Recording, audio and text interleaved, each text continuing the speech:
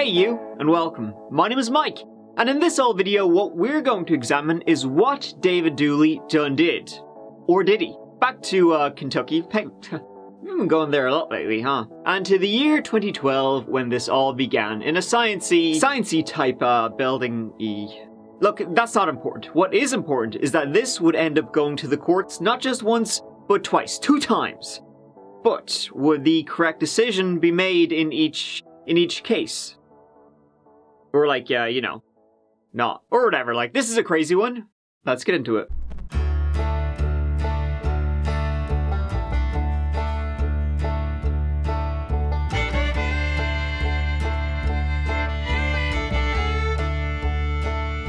It was very early on the morning of the 29th of May 2012 that Michelle Mockbee rocked up to work. That Tuesday it was gonna get hot, hit about 27 degrees. But before it would get there, it would get ice cold. God, I hate that I just said that. Michelle Mockbee worked at Thermo Fisher Scientific. It was located in an industrial park near Florence, North Kentucky. What do they do? You know, it's a good question. Kinda everything, really. It's just alphabet soup to me. But like lab equipment, that kind of stuff. But that's not what Michelle did there. She was an office coordinator and head of payroll. And, well, I guess she must have liked it because she worked there for 17 years at this stage. She even met her husband, Dan Mockbee, there. They started dating at an office Christmas party. Michelle was 42 years old, had 2 daughters with Dan, and was by all accounts a well-liked, familiar figure in Thermo Fisher. That morning, Michelle arrived at work just before 6 AM. About an hour later, a 911 call was made. Yes, ma'am. I'm calling from Thermo Fisher Scientific, and I just walked in our office, and I think somebody killed somebody upstairs in our office. Okay. What makes you think somebody killed somebody? He's laying there on the ground, covered up, and there's blood all over the floor in the office. Okay. Is it somebody that worked there? Or? Yeah, it looks like her name is Michelle Mockbee, and they got her, like, her whole body's covered with plastic in that, so you can't see her head or anything. And it is obvious she's dead, right? Yes, sir. Yes, ma'am. How many other office people are there now? There's the maintenance man, a cleaning man. He's the one with me when we found her. What's the janitor's name? Dave. And so the investigation began. It appears that once she pulled into the building, she popped by the warehouse, clocking in, and then went up to her office. It was then roughly an hour later that a co-worker, a supervisor who was walking by, noticed something on the ground. Kinda hard to miss, a big red stain on the carpet. The supervisor then asked the janitor, David Dooley, for help, you know, finding the source of, that. And it led them to Michelle. Now, it was a very distressing scene what happened to Michelle. She had been beaten brutally, tied up, gagged, and a plastic bag over her head. It had been savage. From where the blood was, it seemed she had been attacked outside her office and then dragged to where her body lay. Her office door was still locked. She had been attacked before she got in, most likely so. So she was attacked right after she arrived at work. Maybe somebody even waiting for her. But like, who could do something like this, and for what reason at a lab equipment maker factory thingy? Everyone knew each other. It was a pretty close-knit, you know, place of work. And there was only 13 people on the premises that morning. It was in an industrial park, so not like, you know, someone could just waltz in, shooting the shit. And there was security due to the nature of the items they'd produce. So her office door was locked, but what was interesting is that it seemed like someone had tried to break in. There were markings all over it. Thing is, there was nothing really inside the office. She did payroll, yeah sure, but like, it's not like she had cash in there, you know what I mean? Like dollar bills just laying around. Why would somebody want to break in? Michelle's husband Dan, you know, he was contacted then, you know, for what you must imagine must have been like the worst phone call of his life. But at the same time, you know, the detective's immediate question was, where were you? He was at home in bed, he wasn't working that morning. They made him take a polygraph, he passed, so the police swiftly moved on. And so the focus then, moved to who was in the building at that time. Now, everybody who was in the building that morning, as soon as the police arrived, they were detained and questioned, and none of them looked like they could have done this. Like, what I mean by that is there was no evidence. It was a bloody scene, and there was no blood or anything like that on any of them. It was a violent scene, but none of them looked like they had just committed violence. So, next up, there were security cameras that needed having a go at, to see who was knocking around the building that morning. And they saw something. A vehicle leaving when all others were entering to start their shift. Was there a 14th person who disappeared before the police were called? No, because that vehicle belonged to somebody who had been there. David Dooley, the janitor. The footage was at 6:31 AM, just after the time it was believed Michelle had been killed. Maybe half an hour before she was discovered and the police called. Then, he returned around 7, right before the 911 call was made. Time enough to go, wash, change, go and make it look like you didn't do what you just did. He also never mentioned it to the police that morning that he had left and then come back 30 minutes later. So the police then went and followed up with old Dave. They went to speak with him at his home, and they spoke too with David's wife Janet, who also worked at Thermo Fisher. Everybody works in Thermo Fisher, apparently. Big employer. I came back here, and then I went back to Fisher. You came back here? I came back here, yeah. I couldn't get hold of my wife, and I came home to make sure she was okay. Yesterday you didn't tell me. I didn't think about that. They then asked Janet, when did she see David? As in, did she see him that morning, or sometime later after he first spoke to the police? When was the first time you saw Dave after the Was the first time I seen you? Yeah, yesterday after.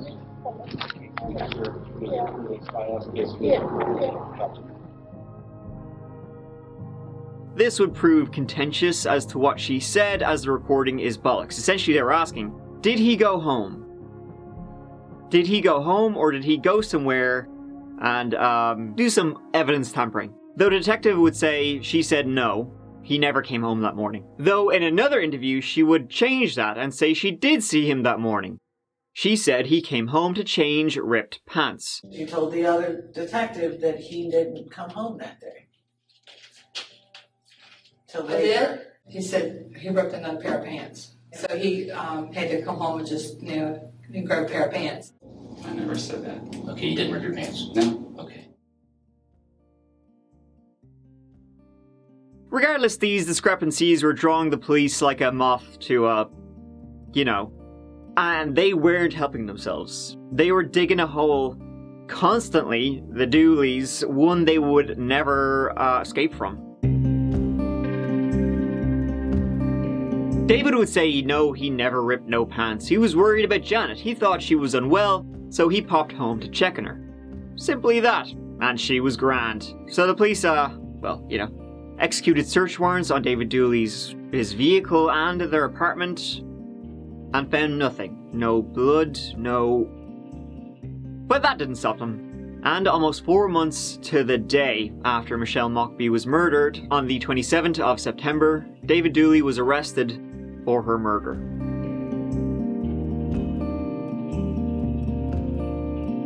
New details in the brutal murder of a northern Kentucky mom. According to documents 9 News obtained, Michelle Mockbee had deep cuts to her wrists and blunt force trauma to her head. Mockbee's alleged killer went before a Boone County judge this morning. David Dooley worked with Mockbee at Thermo Fisher Scientific, where the mother of 2 was found dead in May. Today, Dooley's attorney argued prosecutors have no evidence against him, requesting Dooley's bond be reduced. Nobody knows what it's like to sit at home and wait to get a phone call and get to see your husband 45 minutes a week through a glass window. And you know what? Michelle's family don't get to see her at all, so I can only imagine how they feel. But right now, I can't worry about that anymore. I gotta fight for a man that's innocent, and I'm going to. This would be a hard case for the prosecution to prove, in court. They had no DNA, no fingerprints, no witnesses, no slam dunk evidence. Just, discrepancies, really. And that's kind of it. Discrepancies mainly as to why he would have left very suspiciously that morning. But that wouldn't stop them, and by golly, they would get her done. It was a process of elimination that done Dooley. All other employees would have been in the warehouse, David the one not. Prosecutor said in opening statements, every employee who was in the warehouse when Mockbee was murdered could account for their time, except David Dooley. I'd only seen him once. And a motive for murder had been uncovered. Remember the marks on the door? Shanae. It appears that David and Janet who worked as a cleaner in the Thermo Fisher plant, they had been beefing up the hours they were working. They were contract workers, but they would also clock in to get some overtime. So when David was working and Janet was off, David would bring Janet's card, clock her in. Janet would do the same for David. They were actually triple dipping their hours. That morning, the prosecution said David had been trying to break into Michelle's office as she handled payroll, and he was going to fiddle with the time cards. See, they said, Michelle had found out, but she surprised him that morning, and he ended up beating her to death. The defense said this is some circumstantial bullshit, and most importantly, none of his DNA was found at the scene. In fact, there was DNA found that didn't match either David nor Michelle. The prosecution's answer was, of course nothing was found, you know. Who's the only person that always will have cleaning products on them? The janitor. What else might a janitor have? The medical examiner also testified that he believes the murder weapon was an industrial tape gun. The medical examiner said Michelle died of blunt force injuries. It was tough. The weapon used to attack her was likely a tape dispenser. Who had one? The defense also noticed that the Thermo Fisher warehouse alarm had tripped 3 days earlier on the Saturday. Had someone tried to break in, you know, gained entry into the factory and then, I don't know, which way did it go, you think? We, the jury, find the defendant David Dooley guilty of murder under instruction number 5. David Dooley was found guilty, and he was sentenced to life in prison.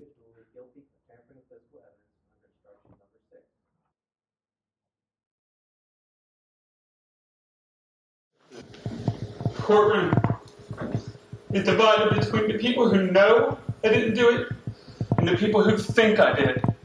And I feel railroaded. I've been run over multiple times in this courtroom. In this very spot, someone stood and lied, and they got away with it. It is totally unfair how I've been treated. I did not kill Michelle Mockbee, and I stand by that. And I will continue to fight no matter what happens here today. But that's not the end of the story. Obviously, 2 years after David was sentenced to life, thrown away the key, you know, a couple of things came out and David would appeal. One was that there had been a secret romance. Not between who you think, though. Between lead detective Bruce McVeigh and the prosecutor Linda Talley-Smith. This clearly threw the fairness of the conviction into disarray. Now, they would say the relationship started after the trial. Did it, though? A new development in the David Dooley murder case. The Kentucky Attorney General's office acknowledges now that there is an open investigation into some of the players involved in his initial trial. They were both called to testify for David Dooley's hearing, and both reamed by David's new lawyer. Did you establish a personal relationship with her after the trial or during the trial? We were friends, Deanna. Just friends? Is that what are you telling me you didn't have a sexual relationship with her? We were friends. But you're under oath. We were friends. Did you have a sexual relationship with her? Are you denying that? I think it's any of your business. I'm asking you, Dan. You're under oath. This isn't game land here. I'm asking you a question. Did you have a sexual relationship with Linda Talley-Smith? Yes or no? And you're under oath. Because she'll testify. She'll say, tell me what it is your answer is. I just said yes. Was that sarcasm there? Yeah, maybe it is. In case anybody missed it. Yeah. Also revealed was a letter Linda had written to Detective McVeigh, which didn't make them, or the case against David, look good. Now that I know what a complete liar you are, I am going to grapple with ethical issues with every case in which you are involved. And something else was revealed. Not to mention the fact that you allowed me to go through a complete effing murder trial without telling me the truth about that video. And now that I know it, what the F am I going to do now? What the F am I supposed to do now? Right. See, the prosecution were, well, unethical. And they had hidden evidence from the defense, and this would all come up in David's second trial. The key part being CCTV footage of, quote, random dude. The footage of, God knows who he is, only known by the radical nickname of Random Dude, was at the Thermo Fisher plant the evening before Michelle was killed. Why he was there, no one knows, but it is odd. Now, of course, it appears the prosecutor didn't know about this, hence what she said in the letter about Detective McVeigh being a bastard man. Only Detective McVeigh, then retired Detective McVeigh, knew. She learned of it after the trial, but she never brought it to, well, anyone. But she would say, you know, okay, I didn't learn about it till after the trial, I didn't tell anybody about it then, but so what? You know, it's footage of a guy, he could be taking a piss, you know, it's not like you see him looking at the camera winking with a fucking knife or something. Would it have changed anything about the case? No, absolutely not. What else? What about the discrepancy between David and Janet about whether he actually was home? I've been spending the last few days reviewing all of the interviews that we've done with you.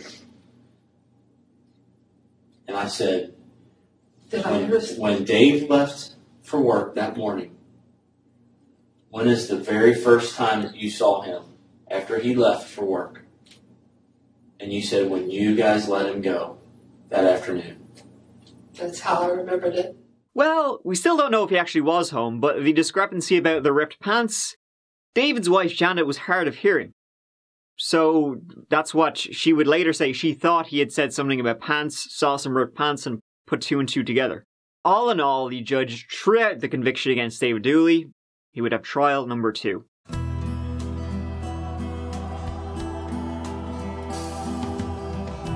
This went ahead in 2019. Exactly one person was described by the people who worked there as being fidgety and nervous. That person's David Dooley. Whoever did it would have had blood on them, on their clothes and on their boots, and they had to change and come back. Only one person left. That's David Dooley. The one person with motive. David Dooley. Every arrow is going to point to David Dooley. At the close of this case, we're going to ask you to return a verdict of guilty for murder, tampering with physical evidence. The prosecution were once fully, ready to go to bat against David. This time, they brought into evidence a screwdriver that was found amongst David Dooley's things. A screwdriver, it matched the markings on the door. Pretty sure 90% of screwdrivers will match that. Another was that David and Janet's time cards for that week, they were never found. So there's, a theory that Michelle maybe had the cards with her on her person. David attacked her and took them. And finally, we still don't know if David even went home that day after he left the business and then came back early in the morning. Janet said he didn't. Then she said he did, but for pants, he said no pants. Maybe instead he drove off and got rid of bloody items, but no blood was found in the car, so. And it was a violent scene. Her head had been smashed in, so. The defense went from it being a circumstantial case to pointing the finger at someone else. That someone else being Dan Mockbee, the husband of Michelle. He was cleared, early on in the case. But what if he wasn't, the one who got his hands dirty, you know what I mean? After Michelle's death, Dan received $700,000 in... Do I need to do the life insurance dance again? Life insurance. And he was withdrawing a lot in cash. Like payments maybe. Like paying a killer maybe. No one said that, no one could say that he was. Nobody actually saw him there.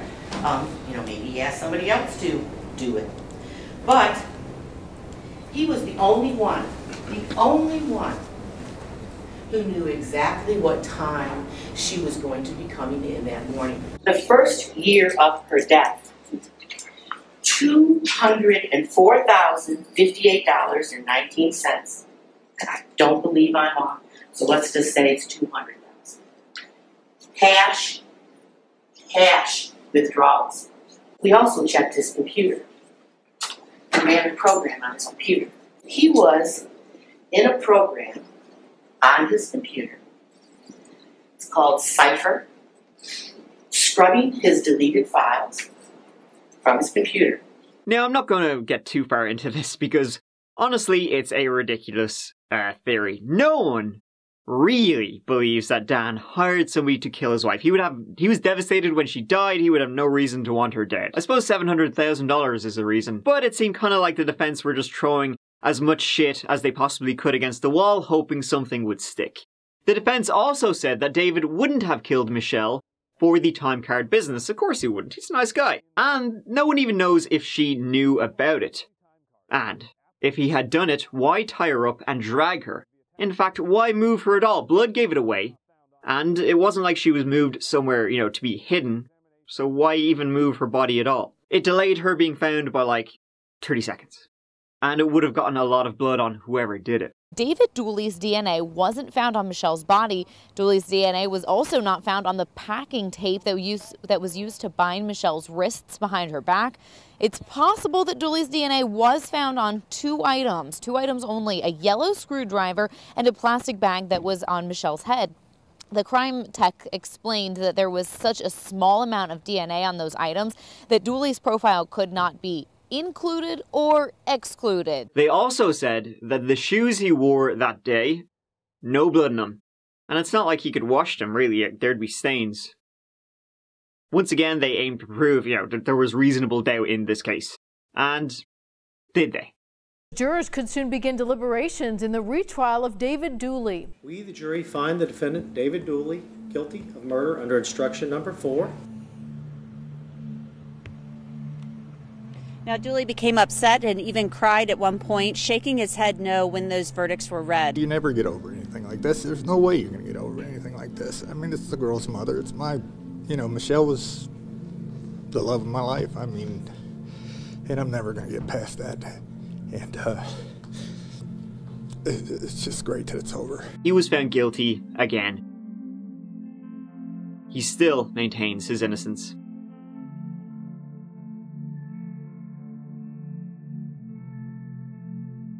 As to who the random dude is, we don't know. Ditto the DNA found on Michelle that matched neither of them. It's an interesting case, one that really has me wondering if David Dooley is the right guy. It's not enough of a slam dunk in either case, whether you believe he's guilty or innocent. There's enough circumstantial evidence to say, well, it has to be him out of everybody who was there that day. But then again, at the same time, process of elimination shouldn't be used in murder. Please let me know what you got going on in the old noodle about this case. Regardless, you won't be eligible for parole until 2032. Oh, but then in 2020, this happened. So actually, fuck him. Thank you so much for watching. I appreciate it, and I appreciate you. Sure, go on. I'll see you as always real soon in the next one. Till then, take care of yourselves. Mike out.